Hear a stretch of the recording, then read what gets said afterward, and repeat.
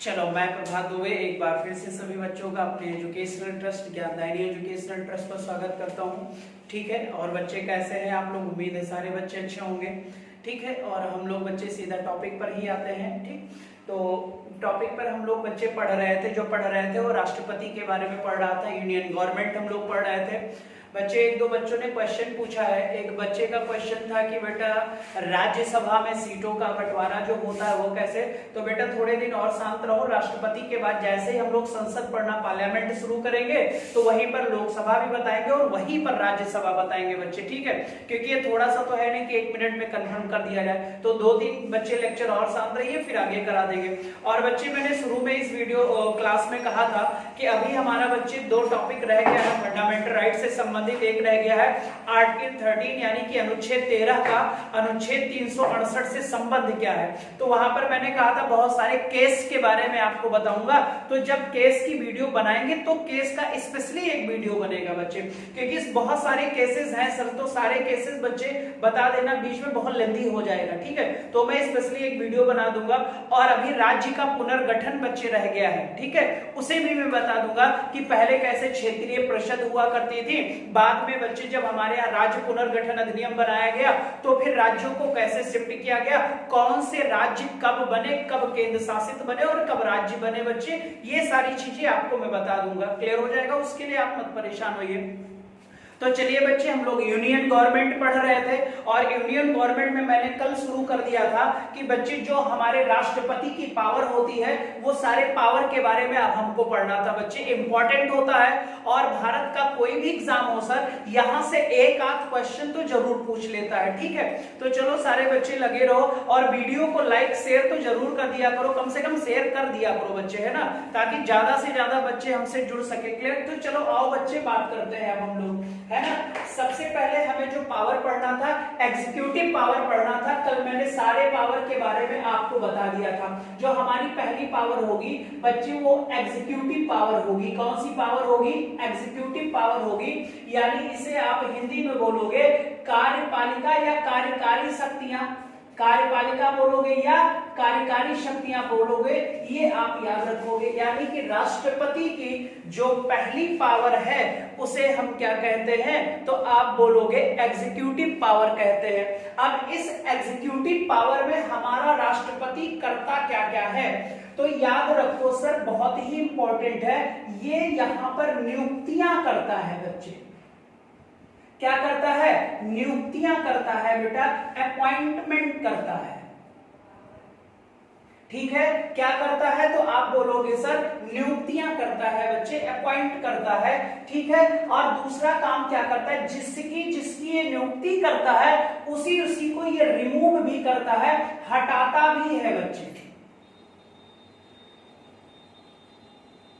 हटाता भी है। यानी कि बच्चे रिमूव करने का भी काम कौन करता है? तो आप बोलोगे ये राष्ट्रपति करता है। फिर आपका तीसरा होगा बच्चे संस्थाओं का गठन।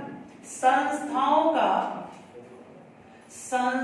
का गठन करेगा कौन करेगा? तो आप बताओगे सर राष्ट्रपति करेगा बच्चे। ऑर्गेनाइजेशन जो होगा यानी फॉर्मेशन ऑफ ऑर्गेनाइजेशन, फॉर्मेशन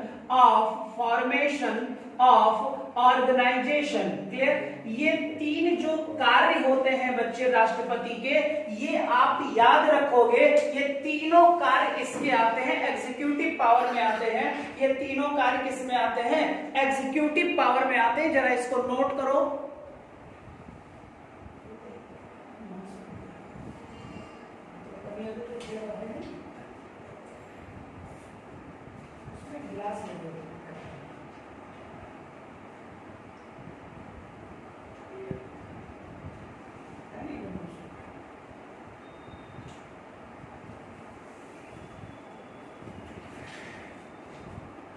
ठीक है, सारे बच्चे ध्यान से देख लेंगे। यहां पर हमने कहा कि जो राष्ट्रपति की पहली शक्ति होती है एग्जीक्यूटिव पावर होता है, कार्यकारी शक्तियां कहा जाता है। इसमें 3 सबसे महत्वपूर्ण कार्य करता है। और आपको मैंने कहा था कि ध्यान से सुनना कि जितनी भी यूनियन गवर्नमेंट की पावर होती है, जितनी भी यूनियन गवर्नमेंट की पावर होती है, वो सारी की सारी पावर बेटा, शक्तियां जो है वो राष्ट्रपति में निहित होती हैं, लेकिन उसका वास्तविक प्रयोग हमारा प्रधानमंत्री करता है। कौन करता है? प्रधानमंत्री करता है। इतनी बात तो आपको समझ में आ गई होगी। अब यहां पर देखो, राष्ट्रपति बच्चे उन सारे लोगों की जो उसके वास्तविक जो शक्तियां उसमें हैं और उन शक्तियों का वास्तविक जिसको प्रयोग करना है, उन सभी लोगों की ये क्या करता है? नियुक्ति करता है, अपॉइंटमेंट करता है बच्चे। फिर उन्हीं को ये हटाता भी है, उन्हीं को हटाता भी है। आपने एक क्वेश्चन पढ़ा होगा कि बच्चे कौन से, जैसे राज्यपाल किसके प्रसाद प्रयत्न कार्य करता है, किसके प्लेजर में कार्य करता है, तब आप लगाते हो ना कि सर राष्ट्रपति के प्लेजर में काम करता है। लेकिन राष्ट्रपति नियुक्ति तो सबकी करता है, लेकिन बच्चे हटाने के तरीके बड़े अलग अलग हैं। किसको? डायरेक्ट राष्ट्रपति, तो आपको पता है राष्ट्रपति के पास पावर तो है, लेकिन वो उनका प्रयोग किसी ना किसी के बच्चे सलाह पर ही, एडवाइस पर ही करता है। यही हमको यहाँ समझना है, बहुत इंपॉर्टेंट होगा। बहुत सारे संस्थाओं का गठन करता है। एग्जाम्पल में मैं देता हूं बच्चे, जैसे फाइनेंस कमीशन, वित्त आयोग के सभी अध्यक्ष और सदस्यों की नियुक्ति कौन करेगा? तो आप बताओगे सर राष्ट्रपति करेगा। कौन करेगा? राष्ट्रपति करेगा। ये बात आप याद रखोगे, क्लियर हो जाएगा। तो यहाँ पर ये तीनों पॉइंट्स आपको नोट हो गए होंगे कि सर कार्यकारी शक्तियों में आता है नियुक्तियां, हटाया जाना और संस्थाओं का फॉर्मेशन करना, यानी फॉर्मेशन ऑफ ऑर्गेनाइजेशन, रिमूव और अपॉइंट। ठीक है, अब हम आगे बढ़ते हैं। सर कितने लोगों की ये नियुक्ति करता है, अब हमें इसके बारे में बात करना है। ठीक है, ध्यान से सुनना बच्चे, वेरी वेरी इंपॉर्टेंट टॉपिक होगा और इसे कई अच्छे से आप लोग बच्चे क्या करेंगे? मेंटेन करेंगे। कितने लोगों को नियुक्त करता है,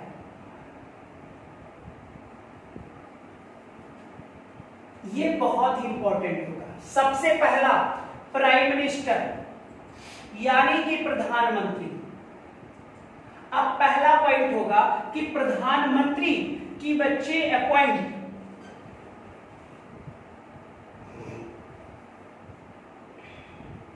कर लेना, नियुक्ति और इसको हटाया जाना या हटाना लिख दो। ये दोनों काम करता है कौन? तो आप बताओगे सर राष्ट्रपति करता है। ये दोनों काम कौन करता है? राष्ट्रपति करता है। अब यहां पर बच्चे जो प्रधानमंत्री की क्या होती है? नियुक्ति होती है, इंपॉर्टेंट है बच्चे। मनोनीत और निर्वाचन और नियुक्ति और चुना जाना, ये सारे शब्द अलग अलग हैं। लोकसभा स्पीकर का क्या होता है? तो आप बोलोगे लोकसभा स्पीकर जो है बच्चे वो चुना जाता है। प्रधानमंत्री की क्या होती है? नियुक्ति होती है। राज्यपाल का क्या होता है? नियुक्ति होती है। ठीक है, लोकसभा सदस्यों का निर्वाचन होता है। राज्यसभा में 12 सदस्यों को मनोनीत किया जाता है, नॉमिनेट किया जाता है। बच्चे उपराष्ट्रपति का निर्वाचन होता है। ये शब्द हमें समझने होंगे, क्लियर हो जाएगा। फिर बच्चे पीएम को नियुक्त भी करता है और हटाता भी है। अब ये प्रधानमंत्री की नियुक्ति कब करता है? ध्यान से सुनना। आपको पता है सर प्रत्येक आम चुनाव में एक दल बनता है जिसे हम बहुमत दल कहते हैं। क्या कहते हैं? बहुमत दल। यानी किसी को फुल मेजॉरिटी मिल गई। अगर फुल मेजॉरिटी मिल गई तो फुल मेजॉरिटी के लिए टोटल लोकसभा सीटों का, फुल मेजॉरिटी के लिए टोटल लोकसभा सीटों का 1/50 प्लस 1 सीट क्या होनी चाहिए? ज्यादा होनी चाहिए। उसी दल को हम क्या कहते हैं? बहुमत दल कहते हैं। जब बहुमत दल हो जाता है बच्चे, जो बहुमत दल होता है, फिर बहुमत दल क्या करता है? अपनी एक बैठक करता है। बैठक में बच्चे जितने भी उसके नवनिर्वाचित सदस्य होते हैं, जितने भी नवनिर्वाचित सदस्य होते हैं, उन सदस्यों की एक बैठक होगी। फिर उसी में बच्चे जिस व्यक्ति को प्रधानमंत्री बनना है उस व्यक्ति के नाम का उस बैठक दल में क्या किया जाएगा? प्रस्ताव किया जाएगा। इसके नाम यानी किसी के नाम का प्रस्ताव किया जाएगा कि कौन सा व्यक्ति प्राइम मिनिस्टर बनेगा, फिर उस प्रस्ताव पर ये सभी सदस्य एक साथ अपना समर्थन देंगे, फिर यही समर्थन कॉपी बच्चे तब हमारे किसके पास चली आएगी, राष्ट्रपति के पास। तब राष्ट्रपति इस पद पर उस व्यक्ति की, जिस व्यक्ति का नाम बहुमत दल ने भेजा है, उस व्यक्ति को प्रधानमंत्री के पद पर नियुक्त कर देगा। प्रधानमंत्री के पद पर क्या कर देगा, नियुक्त कर देगा। बताओ समझ में आ गया कि नहीं आया?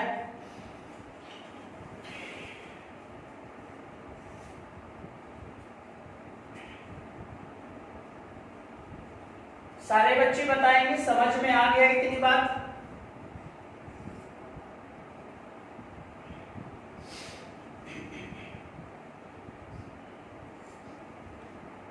ठीक है, तो बच्चे प्रधानमंत्री वह व्यक्ति होता है जो बहुमत दल का नेता चुना जाता है, उसी नेता के नाम बच्चे नेताजी का नाम कहा जाता है। क्या यहाँ पर राष्ट्रपति अपने मन से किसी व्यक्ति को प्राइम मिनिस्टर बना रहा है? तो आप बोलोगे नहीं बना रहा है सर, उस व्यक्ति को बना रहा है जो बहुमत दल का नेता होता है। क्लियर? अब फिर आगे बात करते हैं सर, कि ये तो पहला हो गया प्रधानमंत्री के बारे में। अब जितने भी बच्चे मिनिस्टर्स होंगे, यानी all minister of Indian government, all minister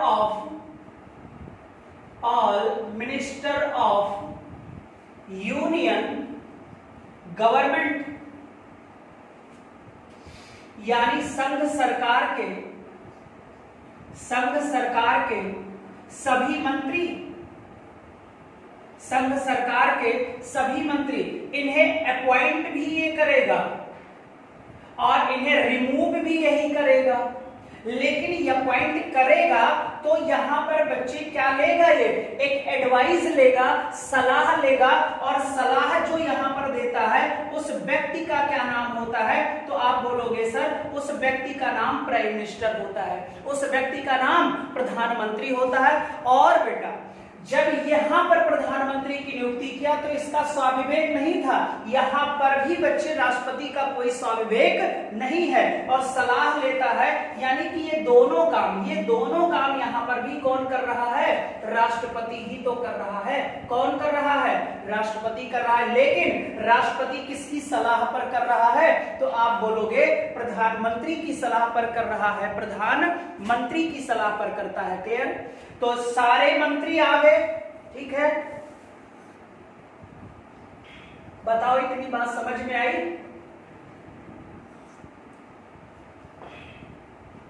ये भी बच्चे, ये सारे के सारे लोग इसके प्लेजर में ही कार्य करते। अभी मैं लास्ट में लिख दूंगा, परेशान मत होना, ठीक है? अगला अगर बात करें तीसरा बच्चे, 2 हो गए। तीसरा इसमें जो अपॉइंट होता है बेटा,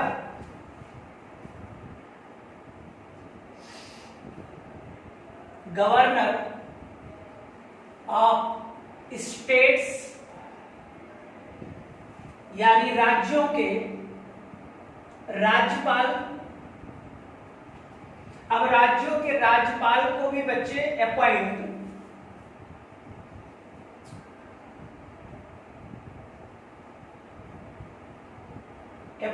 और रिमूव करने का काम कौन करता है? राष्ट्रपति। लेकिन अगर यह पॉइंट में आपसे पूछे कि राज्यपाल के पॉइंट में, यानी राज्यपाल की नियुक्ति में राष्ट्रपति को सलाह कौन देता है? तो आप बोलोगे सर केंद्रीय सरकार सलाह देती है, सेंट्रल गवर्नमेंट सलाह देती है। बच्चे कौन सलाह देता है? सेंट्रल गवर्नमेंट देती है। किसके सलाह पर? यानी सेंट्रल गवर्नमेंट के सलाह पर ही राष्ट्रपति विभिन्न राज्यों में उनके राज्यपाल नियुक्त करता है। बेटा सेंट्रल गवर्नमेंट इसलिए कराती है ताकि वो राज्यों पर अपना नियंत्रण स्थापित रख सके, ठीक है? आए दिन आप देखते हो बच्चे, राज्यपाल और मुख्यमंत्रियों के बीच में तानातनी होती रहती है। यही एक कारण है बेटा कि यहाँ पर जो राज्यपाल होता है वो पूर्णतः किसके नियंत्रण में होता है? राज्यपाल के, राष्ट्रपति के नियंत्रण में होता है। क्लियर? और आपको भी पता है वास्तविक शक्तियां हैं लेकिन उनका वास्तविक प्रयोग ये बंदे करते हैं सर, ठीक है? चलिए तीसरा हो गया सभी राज्यों के राज्यपाल की नियुक्ति। तो ये भी किसके प्लेजर में काम करेंगे? तो आप बोलोगे प्रसाद प्रयत्न कार्य करते हैं राष्ट्रपति के।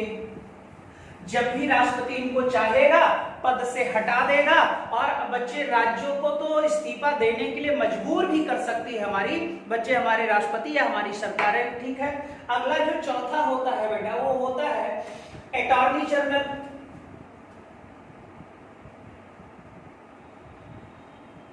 अटॉर्नी जनरल महान्यायवादी, ये देश का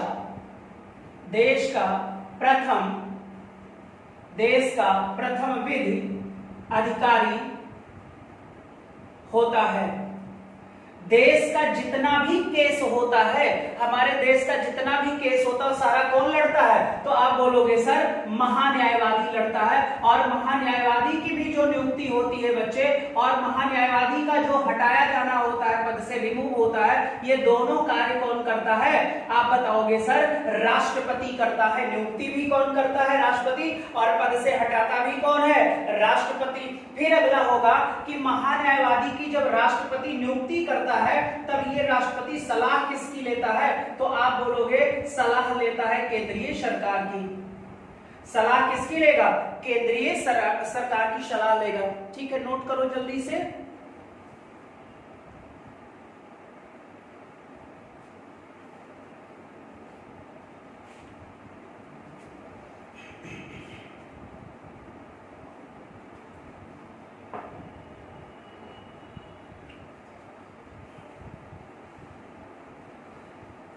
ठीक है,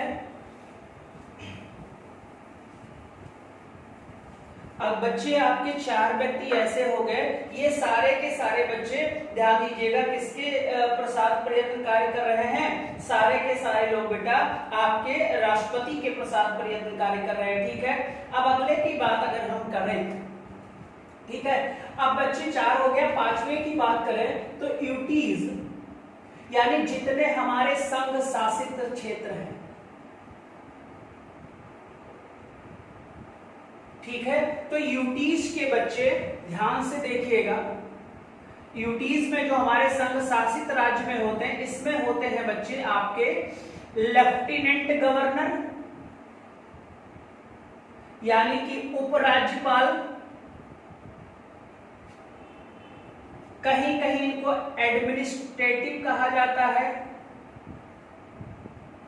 यानी कि प्रशासक, और कहीं कहीं इन्हें चीफ कमिश्नर कहा जाता है।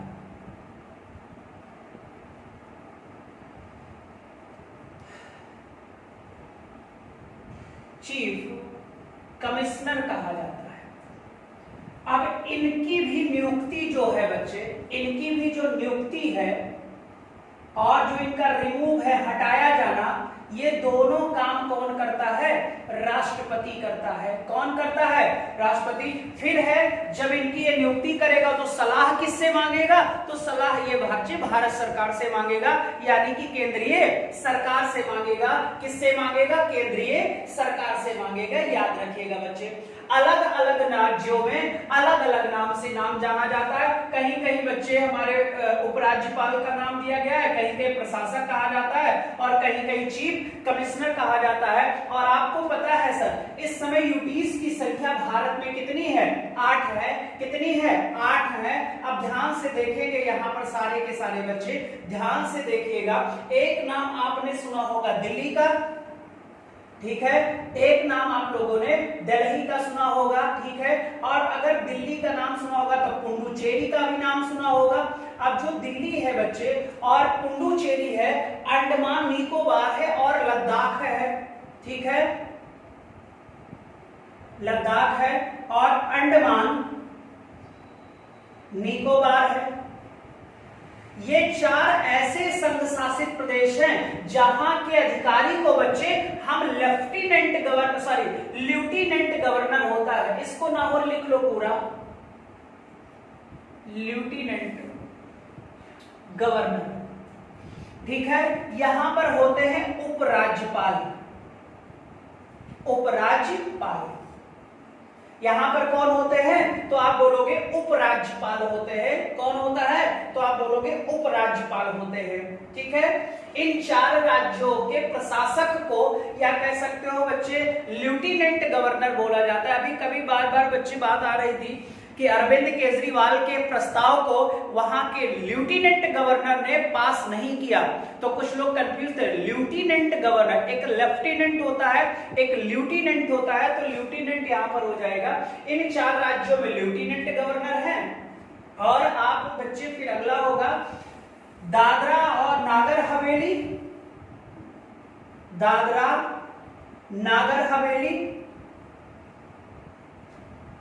दमन दीव। अब तो आपको पता है ये एक ही हो गए हैं, है ना, दमन दीव, दमन दीव। फिर लक्षद्वीप। अगर यहां की बात किया जाए तो यहां पर बच्चे यहां के अधिकारी को प्रशासक कहा जाता है। क्या कहा जाता है? प्रशासक कहा जाता है, यानी एडमिनिस्ट्रेटिव कहा जाता है बच्चे, एडमिनिस्ट्रेटिव कहा जाता है। क्लियर हो जाएगा? ध्यान से देख लीजिएगा, या एडमिनिस्ट्रेटर कहा जाता है बच्चे।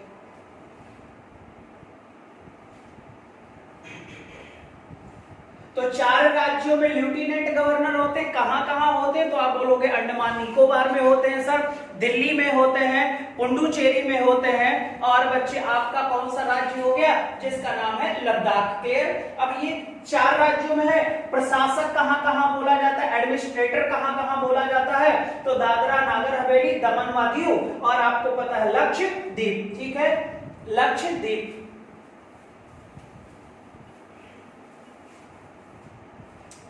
लक्षद्वीप।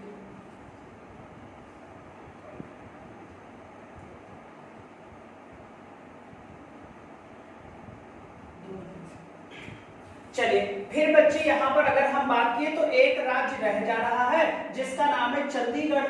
क्या नाम है? चंडीगढ़। और चंडीगढ़ में बच्चे यहाँ के अधिकारी को चीफ कमिश्नर बोला जाता है, यहाँ के अधिकारी को चीफ कमिश्नर बोला जाता है। ये बात आप याद रखोगे, चीफ कमिश्नर बोला जाता है, ये बात आप यहाँ याद रखोगे। क्लियर? चीफ कमिश्नर बोला जाता है। सभी की नियुक्ति राष्ट्रपति करेगा, और नियुक्ति में भी वही चीज बता दिया। अगर एडवाइस की बात होगी, सलाह की बात होगी, तो सलाह केंद्र सरकार से लेगा। सलाह किससे लेगा? केंद्र सरकार से लेगा बेटा, ये याद रखो आप लोग। ठीक है,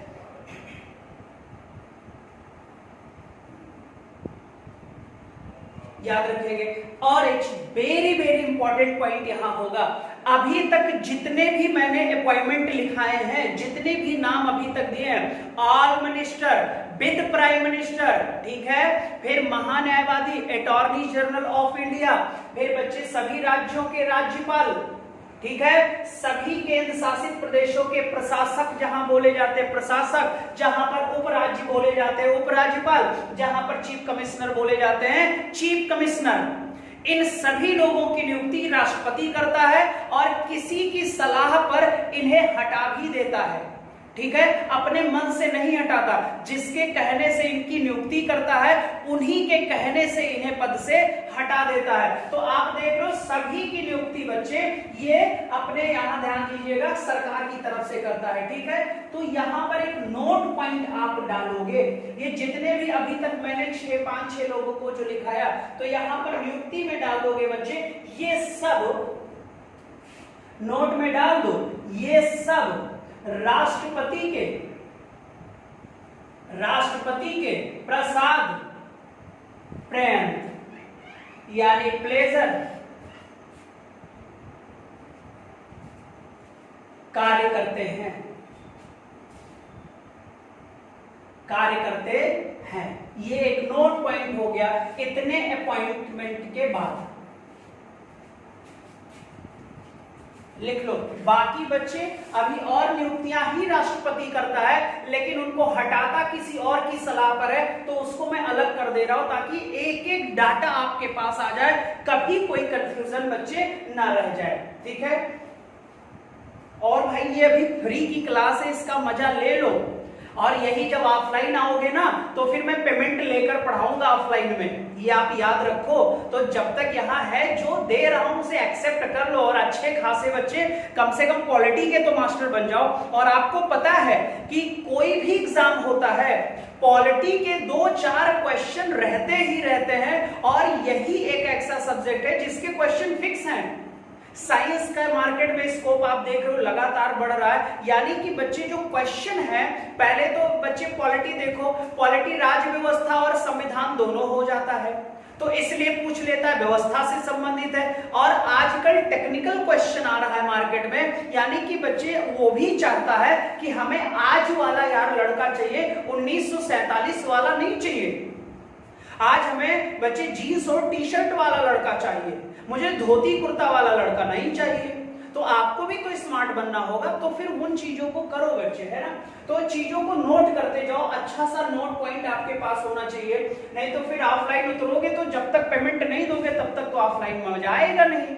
तो कम से कम जब तक है तब तक तो ले लो। और आपको भी पता है ऑफलाइन आ जाएंगे बच्चे, जब खुल जाएंगी कोचिंगें तब फिर आपको भी पता है आदमी व्यस्त हो जाएगा, है ना। तो अब ऐसा नहीं है कि बच्चे आपकी ऑनलाइन क्लास ले, ऑनलाइन क्लास आपकी अब हरदम चलेगी, जब तक हूं तब तक चलेगी बेटा, ये आप याद रखिएगा। क्वेश्चन आवर भी मैं लाने जा रहा हूं और डेली प्रैक्टिस कराऊंगा बेटा, ठीक है। तो चलो आगे बढ़ते हैं, बस आप लोग लगे रहो इसी तरह से सर, है ना। फिर अब अगली बात करते हैं बच्चे की और किन किन लोगों की नियुक्ति करता है बच्चे, ठीक है। इनकी नियुक्ति भी करता है, इन्हें पद से हटा भी देता है। अब कुछ ऐसे लोग भी हैं जिनकी ये नियुक्ति करता है नॉट प्लेजर, यानी प्रसाद प्रयत्न नहीं है। किसके प्रसाद प्रयत्न नहीं है, तो आप बोलोगे राष्ट्रपति के प्रसाद प्रयत्न ये कार्य नहीं करते हैं। अब इसमें सबसे बड़ा नाम आएगा CAG, CAG CAG, controller and auditor general, नियंत्रक व महालेखा परीक्षक, ठीक है। बच्चे जितना भी पैसा सरकार खर्च करती है, राज्य का भी है और केंद्र का भी है, उन सारे पैसों को ऑडिट करने का जो बच्चे अधिकार होता है, परीक्षण करने का अधिकार होता है, वो हमारे कैग का होता है। किसका होता है, कैग का होता है। फिर होता है CEC, चीफ इलेक्शन कमिश्नर, यानी मुख्य चुनाव आयुक्त। इनकी भी नियुक्ति कौन करेगा, तो आप बोलोगे सर राष्ट्रपति करेगा, ठीक है। फिर एक और होता है जिसका नाम होता है बच्चे ऑल जजेस, सुप्रीम कोर्ट, हाई कोर्ट। इन सब की नियुक्ति कौन करेगा, तो आप बोलोगे सर सारे लोगों की नियुक्ति ये क्या करता है, राष्ट्रपति करता है। तो मैं यहां पर लिख देता हूं बच्चे, एक साथ कर देता हूं। अगर आप बोलोगे नियुक्ति तो राष्ट्रपति, हटाएगा यानी रिमूव करेगा तो भी आप क्या लगाओगे, राष्ट्रपति। लेकिन ध्यान से देखना, सलाह बच्चे, सलाह की जब बात होगी तब इनको हटाने के लिए बच्चे आपको भी पता है इस व्यक्तियों को हटाने के लिए संसद में बिल लाया जाता है, यानी कि संसद की सलाह पर, संसद में ऐसे लिख दो बिल लाकर, संसद में बिल लाकर इन लोगों को इनके पद से रिमूव कर दिया जाता है, हटा दिया जाता है। कौन हटा दिया जाता है बच्चे के, वो किसके द्वारा हटाया जाता है, तो आप बोलोगे राष्ट्रपति द्वारा हटाया जाता है। किसके द्वारा बच्चे, राष्ट्रपति। लेकिन इनके लिए बिल लाया जाएगा बच्चे, और ये बिल कहां पास होना चाहिएगा, संसद में। बिल कहां पास होएगा, संसद में बिल पास हो गया अगर बच्चे इनके खिलाफ दोनों सदन में, तो फिर इनको पद से हटा देगा कौन, राष्ट्रपति। वहां पर देखो सबकी नियुक्ति राष्ट्रपति कर रहा था, लेकिन हटा भी राष्ट्रपति ही रहा था। और वहां पर बच्चे क्या कहते हैं, सारी की सारी केंद्र सरकार के बच्चे उस पर कार्य करता था। लेकिन ये 3 ऐसी नियुक्ति राष्ट्रपति करता है जो बच्चे नियुक्ति राष्ट्रपति कर देता है। यहाँ पर सलाह भी भारत सरकार की लेगा। क्लियर हो जाएगा, क्योंकि सारी वास्तविक शक्तियां तो सरकार में है। लेकिन जब इसको हटाने की बारी आएगी तो यहाँ पर बच्चे इन तीनों के लिए बिल लाया जाएगा संसद भवन में, और जब संसद बिल को पास कर देगा तभी इन व्यक्तियों को राष्ट्रपति पद से हटा देगा। यहाँ पर सरकार के कहने से इन तीनों लोगों को राष्ट्रपति नहीं हटाएगा, सरकार के कहने से नहीं, इनके विरुद्ध बिल पारित होना चाहिए। ये आप याद रखना, ये आप क्या करोगे, याद रखोगे। ठीक है, बताओ इतनी बात समझ में आ गई होगी, जल्दी से उतार लो।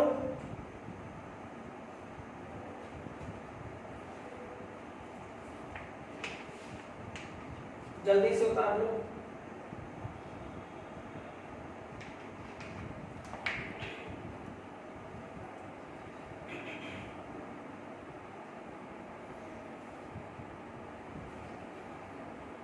अभी और है, अभी खत्म नहीं हुआ है नियुक्तियां।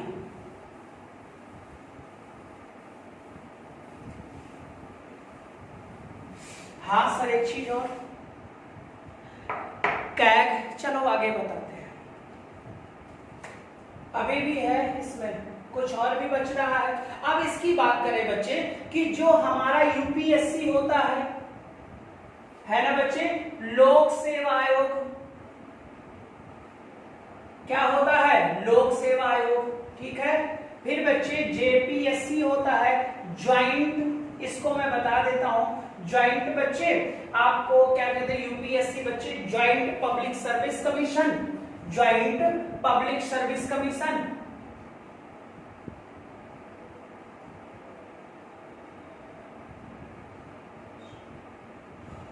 ठीक है बच्चे, जब ऐसा कोई एग्जाम कंडक्ट कराना पड़ जाए कि 2 राज्यों का एक साथ, यानी 2 राज्यों की आयोग को एक साथ कर दिया जाए, जैसे बच्चे चंडीगढ़ में है, ठीक है, 2 राज्यों की एक आयोग कर दिया जाए तो कहा जाता है ज्वाइंट बच्चे लोक सेवा। ज्वाइंट का मतलब 2 राज्यों की लोक सेवा को क्या कर दिया जाए, एक कर दिया जाए बच्चे। फिर होगा CIC, केंद्रीय सूचना आयोग, central information commission, central information commission, केंद्रीय सूचना आयोग। क्लियर हो जाएगा। फिर अगला होता है बच्चे राष्ट्रीय मानवाधिकार, राष्ट्रीय मानवाधिकार आयोग, नेशनल ह्यूमन राइट कमीशन। ठीक है बच्चे, नेशनल ह्यूमन राइट कमीशन, राष्ट्रीय मानवाधिकार आयोग। फिर होता है बच्चे सेंट्रल विजिलेंस कमीशन, केंद्रीय सतर्कता आयोग, CVC, सेंट्रल विजिलेंस कमीशन। ठीक है, कमीशन, इन सभी लोगों के बच्चे, इनके अध्यक्ष और सदस्यों की नियुक्ति कौन करेगा, राष्ट्रपति करेगा। ठीक है, रिमूव भी करेगा, कौन करेगा, राष्ट्रपति ही करेगा। यानी हटाएगा कौन, तो आप बोलोगे राष्ट्रपति ही हटाएगा। लेकिन हटाने के लिए भाई साहब सलाह लेगा, और सलाह देता है यहां पर सुप्रीम कोर्ट। सलाह कौन देता है, सुप्रीम कोर्ट देता है बच्चे। और जब सुप्रीम कोर्ट आदेश दे देगा कि इस व्यक्ति ने अपने पद पर रहते हुए बच्चे क्या कहते हैं, अपने पद का दुरुपयोग किया है, अतिक्रमण किया है बच्चे, वायलेशन किया है, तो फिर उस व्यक्ति को सुप्रीम कोर्ट आदेश दे देगा राष्ट्रपति को, इसको इसके पद से क्या करो, रिमूव कर दो, हटा दो। और यहाँ पर जो राष्ट्रपति होता है बच्चे वो बाउंडेड होता है, यानी कि बाध्यकारी होता है। राष्ट्रपति यहाँ पर बाउंडेड होता है, बाध्यकारी होता है। ये चीज आप याद रखना, ये चीज आप याद रखना, ठीक है। हमने सारे अपॉइंटमेंट बता दिए और जितने लोगों को किसकी सलाह पर, देखो भाई नियुक्ति में सभी पर सलाह तो केंद्र सरकार, लेकिन बच्चे हटाने की सलाह कोई और देगा, हटाने की सलाह कोई और देगा, ठीक है।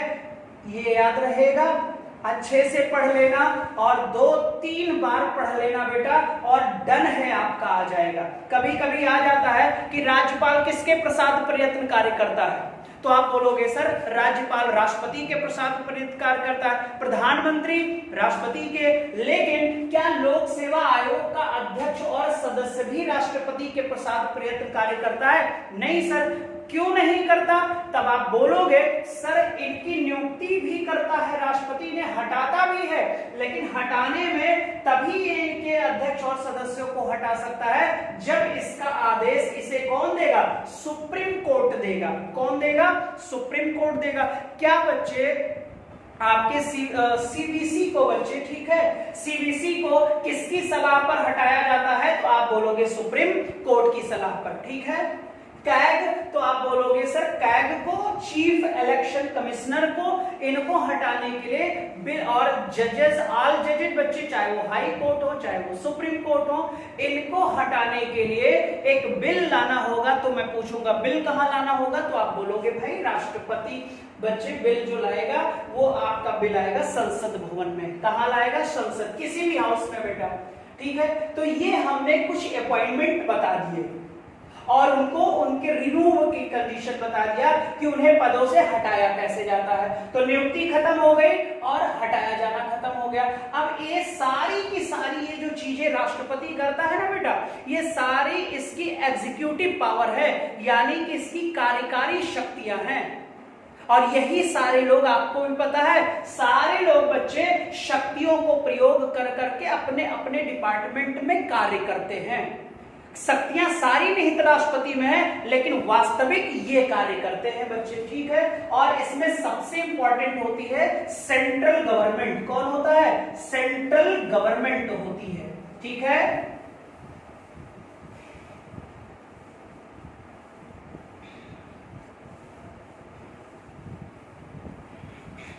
अगला जो होगा बच्चे वो होगा संस्थाओं का गठन, फॉर्मेशन ऑफ ऑर्गेनाइजेशन। संस्थाओं का गठन, formation of organisation, formation of organisation, यानी संस्थाओं का क्या गठन बच्चे होता है। अब यहां पर कुछ संस्थान देख लो भाई, वित्त आयोग, फाइनेंस कमीशन, फाइनेंस कमीशन, ठीक है, फाइनेंस कमीशन। फिर आपका होता है बच्चे SC ST आयोग,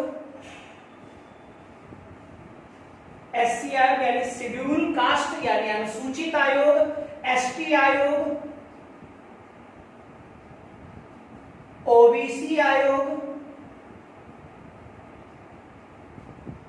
अल्पसंख्यक आयोग, अल्पसंख्यक आयोग, ठीक है। लिख लीजिए जल्दी जल्दी बच्चे। और एक आपका छूट रहा है कोई सा,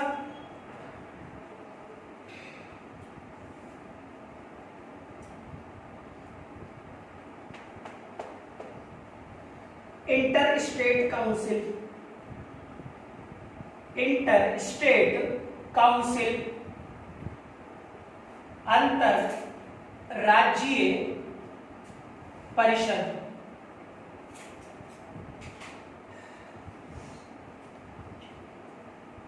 अध्यक्ष सदस्य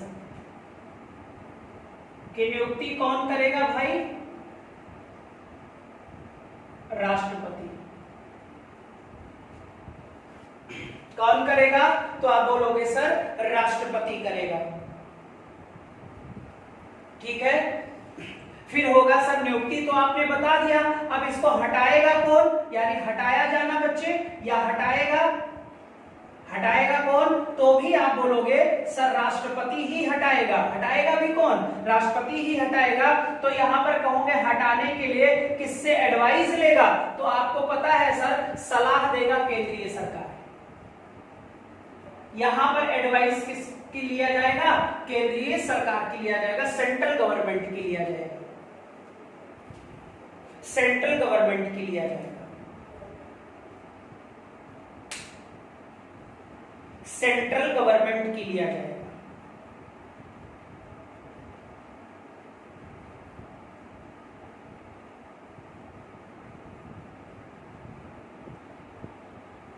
ठीक है, एग्जीक्यूटिव पावर में एक दो पॉइंट्स और बता देता हूं, बस खत्म हुआ।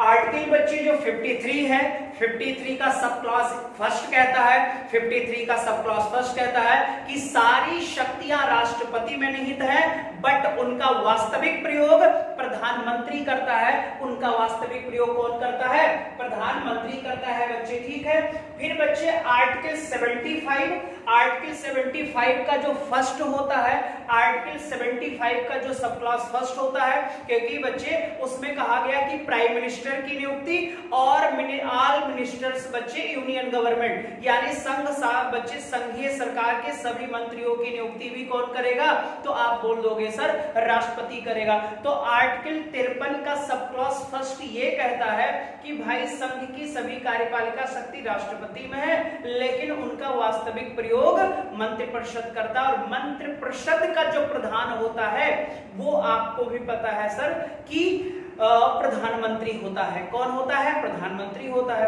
फिर अगला क्वेश्चन आएगा, आर्टिकल 75 मैंने बता दिया, sub clause first prime minister plus all minister के अपॉइंटमेंट की बात की गई है बच्चे, अपॉइंटमेंट की बात की गई है। इतना पॉइंट आपका बताओ क्लियर हो गया कि नहीं हो गया। ठीक है,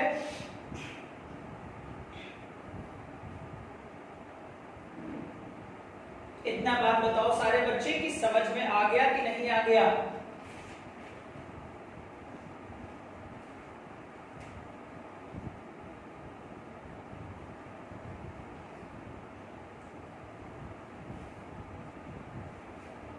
ठीक है, और एक चीज याद रखना, कहीं लिख लेना सारे बच्चे, ध्यान से सुन के लिख लो।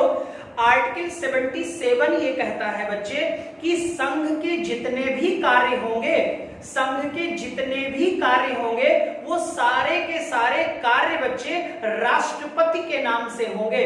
यानी कोई भी बच्चे मंत्रालय और कोई भी मंत्रालय का कोई भी डिपार्टमेंट जिसे हम विभाग कहते हैं, कोई भी विभाग अगर कार्य करेगा तो याद रखना वो सारा का सारा कार्य किसके नाम होगा, राष्ट्रपति के नाम होगा।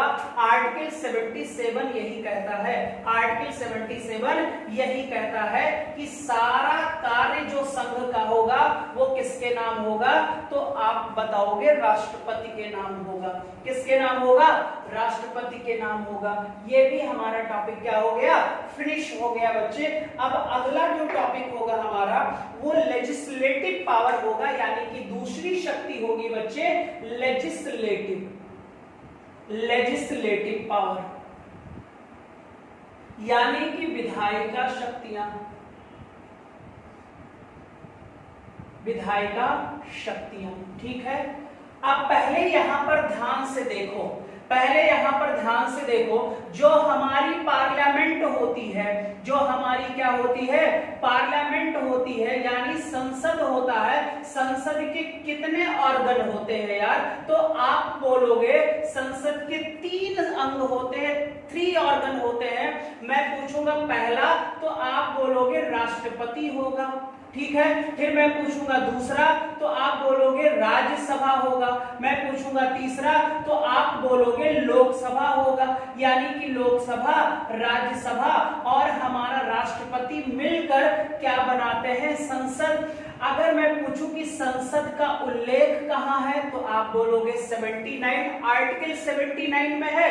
मैं पूछूंगा राष्ट्रपति भारत में एक होगा, तो आप बोलोगे 52 में होगा सर। फिर मैं कहूंगा राज्यसभा कहाँ होगा, तो आप बोलोगे 80 में, और मैं लोकसभा पूछूंगा तो आप बोलोगे आर्टिकल 81 में है। ठीक है, और आपको पता है कि विधायिका का काम होता है संसद को कानून को बनाना, और कानून को लागू कराने का काम कार्यपालिका का होता है, और कार्यपालिका का जो कानून लागू कराना होता है इसके लिए राष्ट्रपति बहुत सारे अधिकारियों की यानी अपने अधीनस्थ अधिकारियों की नियुक्ति करता है। ठीक है, कानून बनाता कौन है, आप बताओगे सर कानून जो भी बनेगा वो सारे के सारे लेजिस्लेटिव पावर में आएंगे, और यहाँ पर कार्य करेगी हमारी पार्लियामेंट। कितने ऑर्गन होते हैं, बोलोगे 3, पहला राष्ट्रपति, फिर राज्यसभा और लोकसभा। अगर इसमें से कोई एक अंग नहीं है, कोई एक अंग नहीं है तो डन है पार्लियामेंट, फिर कोई कानून बना नहीं सकती है। तो इसके लिए भी प्रावधान किया गया है कि अगर कोई भी सत्र ना हो तो बच्चे हमारे राष्ट्रपति को एक अध्यादेश की शक्ति प्राप्त है, जिसे मैं आगे डिस्कस करूंगा। इतना देख लो भाई जल्दी से, फिर इसके बारे में हम लोग बात करें। अगर हम लेजिस्लेटिव की बात करें, यानी अगर हम संसद भवन की बात करें, तो संसद भवन में राष्ट्रपति बच्चे सदस्यों को मनोनीत करता है। सदस्यों को क्या करता है, मनोनीत करता है, सदस्यों को मनोनीत करता है। फिर बच्चे नॉमिनेट करता है, क्लियर। लोकसभा में 2 और राज्यसभा में 12। फिर दूसरा काम क्या होता है, जितने भी ऑर्गेनाइजेशन हैं यानी जितनी भी संस्थाएं हैं, वो बच्चे संस्थाएं क्या करेंगी, अपना जो एनुअल रिपोर्ट कार्ड होगा यानी कि जो वार्षिक रिपोर्ट होगी वो किसको सौंपेगी, तो आप बोलोगे संस्थाएं वार्षिक रिपोर्ट राष्ट्रपति को देंगी। बच्चे क्लियर हो जाएगा। संस्थाओं की वार्षिक, इसको ऐसे लिख दो, संस्थाओं की वार्षिक रिपोर्ट। अभी मैं एक्सप्लेन कर रहा हूं बच्चे। संस्थाओं की जो एनुअल रिपोर्ट होगी वो सारी की सारी किसके पास जाएगी, राष्ट्रपति के पास जाएगी। फिर राष्ट्रपति क्या करेगा, इस रिपोर्ट को चाहे लोकसभा चाहे राज्यसभा के समक्ष रखवा देगा। ठीक है, तो ये भी इसका लेजिस्लेटिव पावर हो जाता है। अब तीसरी पावर इसकी देखो भाई, ऑर्डिनेंस है, अध्यादेश की शक्ति इसकी होती है। बहुत ही इंपॉर्टेंट टॉपिक होगा, कंफ्यूजन भी रहता है बच्चों में, तो ये आज कंफ्यूजन आपका दूर हो जाएगा। आज के बाद कभी भी आपका कंफ्यूजन नहीं रहेगा। फिर इसी में आप पढ़ोगे, सत्र पढ़ लोगे जिसे आप सेशन बोलते हो बच्चे, और इसी में आप वीटो शक्ति भी पढ़ लोगे।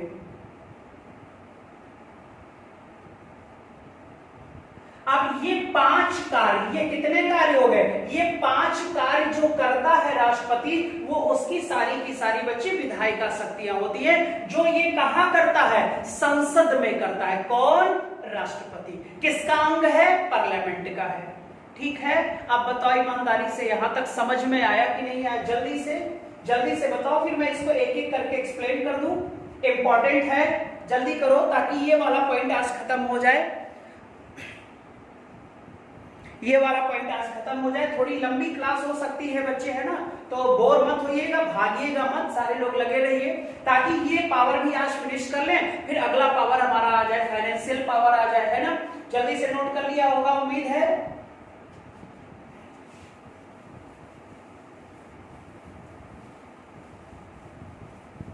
अब इसमें हमारा जो पहला इसकी पावर होती है, ये सदस्यों को नॉमिनेट करता है। ये सदस्यों को क्या करता है बच्चे, नॉमिनेट करता है, यानी कि यहाँ पर बात करते हैं मनोनीत सदस्य की। अब ध्यान से देखो, मनोनीत सदस्य अगर हम केंद्र की बात कर लें तो यार यहीं पर मैं राज्य के बारे में भी बता देता हूं। अब राज्य लग गया तो राज्यपाल हो जाएगा, ताकि थोड़ा सा दोनों एक साथ निकल जाए। केंद्र है तो राष्ट्रपति हो जाएगा। केंद्र में लोकसभा में कितने एंग्लो इंडियन थे, 2 एंग्लो इंडियन का प्रावधान था, 2 एंग्लो इंडियन थे बेटा। और आपको पता है 104वां जो है बच्चे, 104वां संशोधन के तहत 104वां संशोधन जो आया था वो कब आया था? तो आप बताओगे 2020 में आया था, और इसके प्रावधान को क्या कर दिया गया? समाप्त कर दिया गया। ठीक है, फिर अगर हम बच्चे राज्यसभा की बात करें तो राज्यसभा में कितने होते हैं? 12। कितने होते हैं? 12। और अगर पूछा जाए ये कितने फील्ड से आते हैं तो आप बोलोगे 4 फील्ड से आते हैं सर। कला, साहित्य, विज्ञान, सामाजिक सेवा, ये 4 फील्ड होते हैं बेटा। इनमें से राष्ट्रपति बच्चे राज्यसभा में 12 सदस्यों को नॉमिनेट करता है। क्या करता है? Nominate member.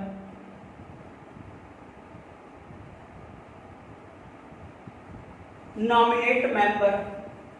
ठीक है, अब ये वाला तो बच्चे आपको पता है समाप्त हो गया, और कितने वर्ष के लिए समाप्त कर दिया गया?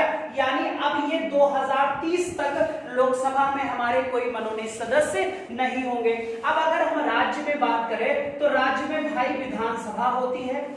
ठीक है, और विधानसभा में कितने एंग्लो इंडियन थे? तो आप बोलोगे सर 1 एंग्लो इंडियन था, और आपको पता है 20 वर्ष के लिए इसे क्या कर दिया गया? समाप्त कर दिया गया।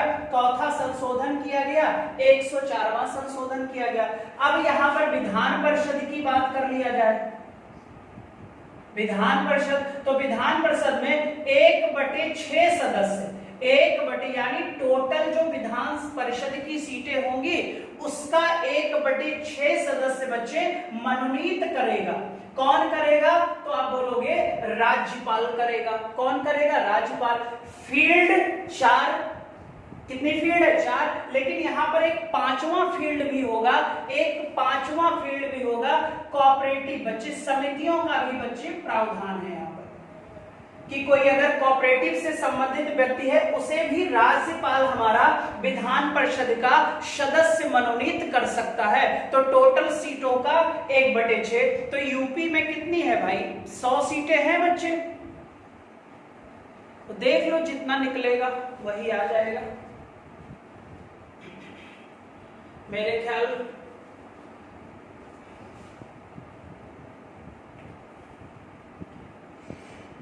17-18 सीट होगी बच्चे, है ना? 17-18 सीटें निकल कर आएंगी उत्तर प्रदेश में। ठीक है, ये आपका हो गया मनोनीत सदस्य। भाई ये काम अब खत्म हो गया 10 वर्ष के लिए, ये भी काम राज्य से भी खत्म हो गया 10 वर्ष के लिए, यही बच रहे हैं। तो राज्यसभा में राष्ट्रपति 12 मेंबर को, 4 फील्ड है, यहाँ पर फील्ड की संख्या भाई 5 है, 4 यही हो जाएंगे, एक 5वां फील्ड आ जाएगा, टोटल सदस्यों का 1/6। ठीक, ये राष्ट्रपति का पहला कार्य हो गया। राष्ट्रपति का चौथा कार्य हो गया, पहला कार्य हो गया सदस्यों को क्या करना? नॉमिनेट करना। अब दूसरा होगा बच्चे संस्थाओं की एनुअल रिपोर्ट। संस्थाओं की जो होगी वार्षिक रिपोर्ट की बात कर लेते हैं। अब जो बच्चे संस्थाओं की वार्षिक रिपोर्ट की बात होगी, अगर यूपीएससी का कोई बच्चे रिपोर्ट होगा, यूपीएससी हो गया बच्चे, है ना, कैग हो गया, वित्त आयोग हो गया, कैग हो गया बच्चे, यूपीएससी हो गया, वित्त आयोग हो गया, एससी एसटी बच्चे अल्पसंख्यक है ना, एससी एसटी हो गया, एससी आयोग हो गया, एसटी आयोग हो गया, सीबीसी हो गया। ठीक है, और भी बहुत हैं। ये जितने भी लोग होंगे बच्चे, ये जो अपनी वार्षिक रिपोर्ट देंगे, ये जो अपनी वार्षिक रिपोर्ट देंगे, ये वार्षिक रिपोर्ट किसको देंगे भाई? जल्दी से बताओ, ये अपनी वार्षिक रिपोर्ट किसको सौंपेंगे? तो आप बताओगे राष्ट्रपति को सौंपेंगे। तब राष्ट्रपति बच्चे इस एनुअल रिपोर्ट को कहां पहुंचा देगा? सदन में पहुंचा देगा, सदन में पहुंचा देगा, सदन में पहुंचा देगा। ये सारे लोग अपनी रिपोर्ट किसको सौंपेंगे? क्योंकि यही संविधान का संरक्षक है, ये आप याद रखोगे।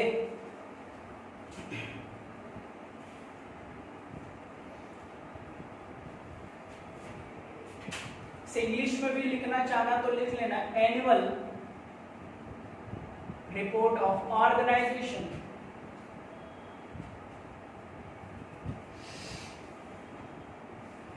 संस्थाओं की वार्षिक रिपोर्ट होगी, जो एनुअल रिपोर्ट होगी,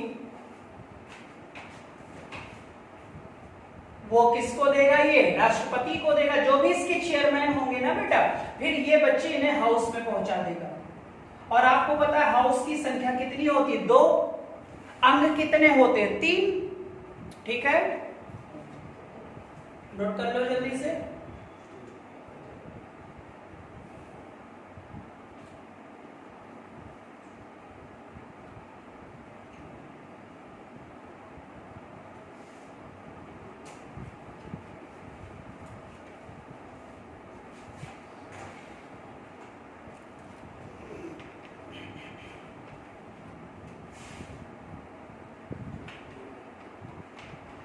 ठीक है बच्चे, चलो आगे बढ़ते हैं जल्दी से। अब यहां पर सर एक बहुत इंपॉर्टेंट नोट डालेंगे आप, इसी में इंपॉर्टेंट नोट डालेंगे एनुअल रिपोर्ट वाली। हमारे यहाँ जो महिला आयोग होती है बच्चे, ठीक है, ये 3 पॉइंट्स यहां पर अलग होंगे, नोट पॉइंट करके लिखिएगा। जो महिला आयोग होगी और राष्ट्रीय मानवाधिकार आयोग, ठीक है, एक महिला आयोग हो गई, एक राष्ट्रीय मानवाधिकार आयोग होगी, और एक बच्चे आपका होता है CIC इंफॉर्मेशन, ठीक है, केंद्रीय सूचना आयोग। ये बच्चे क्या करेंगी? अपनी जो वार्षिक रिपोर्ट होगी, जो वार्षिक रिपोर्ट होगी, ये केंद्र सरकार को देगी। ये किसको डायरेक्ट दे देंगी? केंद्र सरकार को। लेकिन इससे पहले जितने भी ऑर्गेनाइजेशन हैं, इन 3 को छोड़कर वो सारी अपनी एनुअल रिपोर्ट किसको सौंपेंगे? तो आप बोलोगे सर वो राष्ट्रपति को सौंपेंगे, और ये तीनों लोग डायरेक्ट केंद्र सरकार को सौंपेंगे बच्चे, डायरेक्ट केंद्र सरकार को सौंपेंगे, डायरेक्ट केंद्र सरकार को सौंपेंगे। डायरेक्ट किसको सौंपेंगे? केंद्र सरकार को सौंपेंगे। ठीक है, अगला ऑर्डिनेंस बच्चे, वेरी वेरी इंपॉर्टेंट पॉइंट होगा। और आज मैंने कहा था थोड़ा रुके रहिएगा, लंबी क्लास होगी ताकि ये वाला टॉपिक फिनिश हो जाए। अब हम बात करेंगे बच्चे राष्ट्रपति के ऑर्डिनेंस की, अध्यादेश की बात करेंगे। अध्यादेश की बात करेंगे, ऑर्डिनेंस की। तो याद रखो यार कि ऑर्डिनेंस जो जारी करने का अधिकार होता है वो राष्ट्रपति को होता है अनुच्छेद 123 के तहत, और राज्य में ऑर्डिनेंस जारी करने का राज्यपाल का अधिकार होता है अनुच्छेद 213 के तहत। 2 आर्टिकल भी मैंने आपको बताए जो ऑर्डिनेंस से संबंधित है, राज्य में राज्यपाल और राष्ट्र में राष्ट्रपति। ठीक है, नोट करो जल्दी से, फिर बताएं इसको, फिनिश हो जाए। यहां पर एक पॉइंट लिख लेना, जब सत्र यानी कि सेशन, अभी मैं आगे सेशन के बारे में भी बताऊंगा, जब सत्र ना चल रहा हो तब पब्लिक वेलफेयर के लिए, यानी पब्लिक कल्याण के लिए, पब्लिक वेलफेयर यानी पब्लिक वेलफेयर यानी पब्लिक कल्याण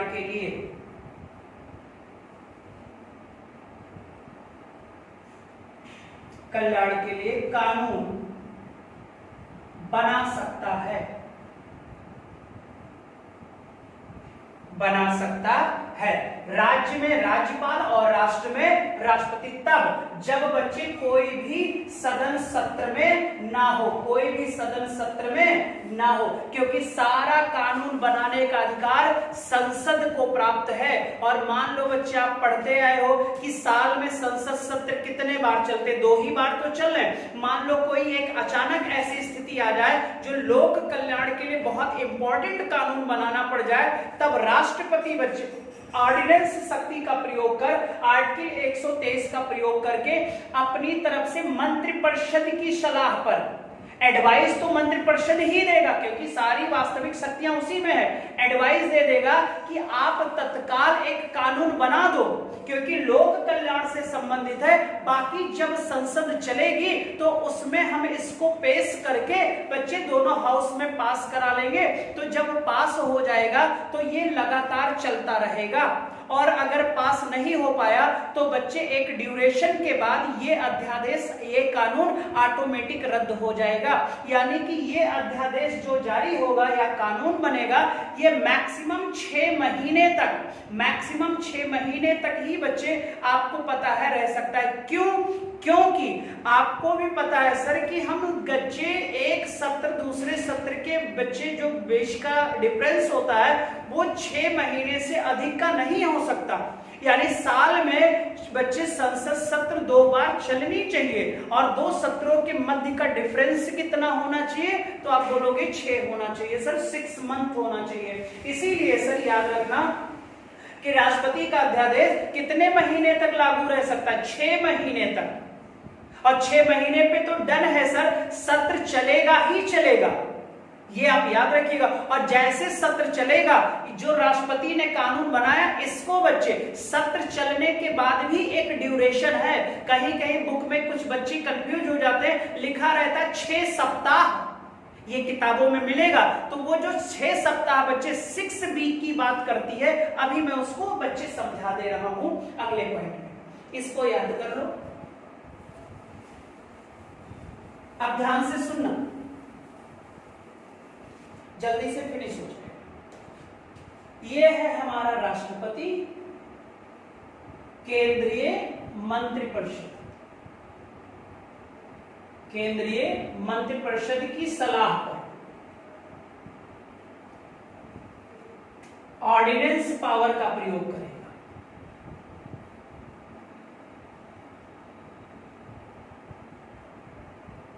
प्रयोग कर एक्ट यानी कानून बना सकता है जब सत्र ना चल रहा हो। जब सत्र ना चल रहा हो तो ऑर्डिनेंस पावर का प्रयोग कर, अनुच्छेद 123 का प्रयोग कर राष्ट्रपति एक्ट बना सकता है, राष्ट्रपति एक्ट बना सकता है। और अभी मैंने कहा कि बच्चे सत्र जो है वो 2 सत्रों के मध्य, मान लो भाई अभी जनवरी चल रहा है, अब जनवरी में सत्र नहीं चल रहा है, ठीक है, तो सत्र तो एक साल में कई बार चलाए जा सकते हैं, लेकिन मेजर सेशन की संख्या 3 होती है। कितनी बेटा? 3। और मिनिमम 2 तो चलेगा ही चलेगा, मिनिमम सत्र बच्चे सेशन 2 चलेगा चलेगा, ये आप याद रखोगे। यहां पर क्या था सर, मान लो सत्र नहीं चल रहा था, अचानक पब्लिक वेलफेयर के लिए कोई कानून बनाना पड़ा, हमने कानून बना दिया। किसने बना दिया भाई? राष्ट्रपति ने बना दिया। सलाह किसने दिया? केंद्रीय मंत्रिपरिषद ने दिया। इसने कौन सी शक्ति का प्रयोग किया? तो आप बोलोगे सर इसने अध्यादेश की पावर का प्रयोग करके पब्लिक वेलफेयर के लिए उसने एक एक्ट बना दिया, ठीक है।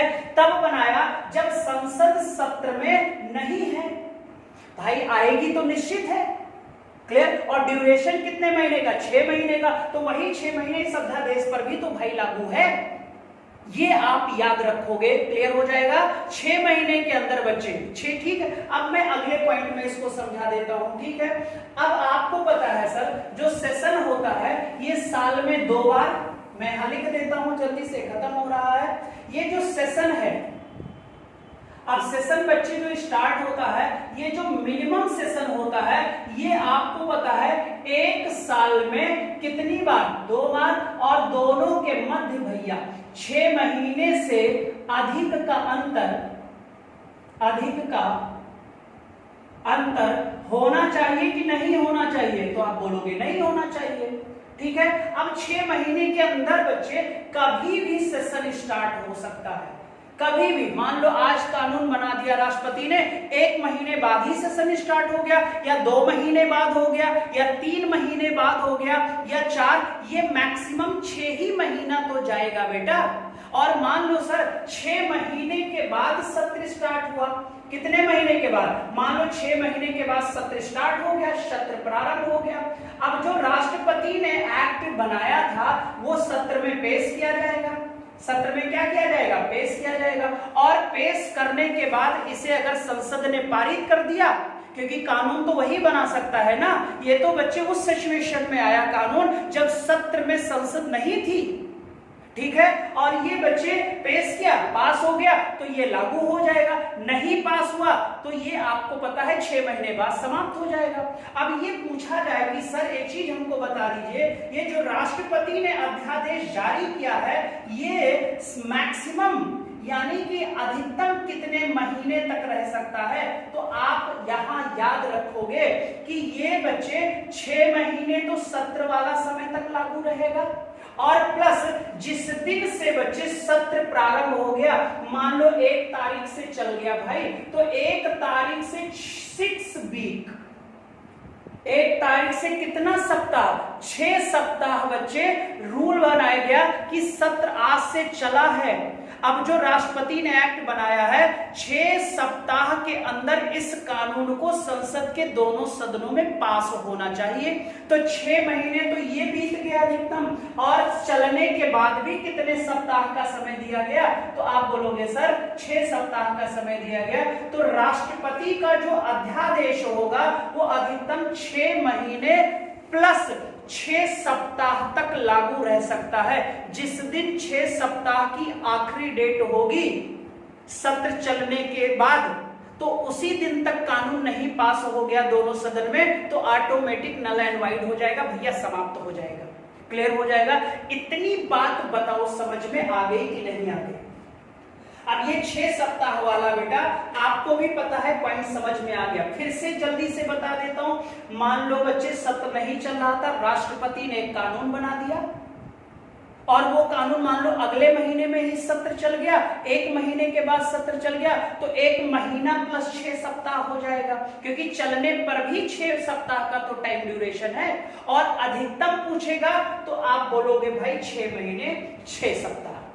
मिनिमम पूछोगे तो जब सत्र चल जाए, जिस दिन से सत्र चल जाए, मान लो 10 दिन पर चल गया, 20 दिन प्लस 6 वीक, ये आप याद रखोगे, ठीक है। अब मुझे लगता है आपका ऑर्डिनेंस समझ में आ गया होगा। और बच्चे बस आज के लिए इतना है, आज बहुत ही लंबी क्लास हो गई, लेकिन उम्मीद है सारे बच्चे इसको समझ लेंगे। भारत देश के किसी भी किताब में ये सारे कंटेंट इकट्ठा नहीं मिलेंगे, ये आप याद रखो। बहुत मेहनत से ढूंढा जाता है, इकट्ठा किया जाता है, तब आपको दिया जाता है। अब आपका काम इकट्ठा मिल गया है, तो बस आप इसे पढ़ डालो बेटा, ठीक है। चलो आज के लिए बस इतना ही है। बाय बाय बेटा, टेक केयर सारे बच्चों को, और बस ऐसे मेहनत करते रहो, और लाइक शेयर तो जरूर करो यार, कुछ बच्चे तो शेयर नहीं कर रहे हो, ये अच्छी बात नहीं है, ठीक है। चलो करते रहो सारे बच्चे। बाय बाय, टेक केयर बेटा, बाय बाय।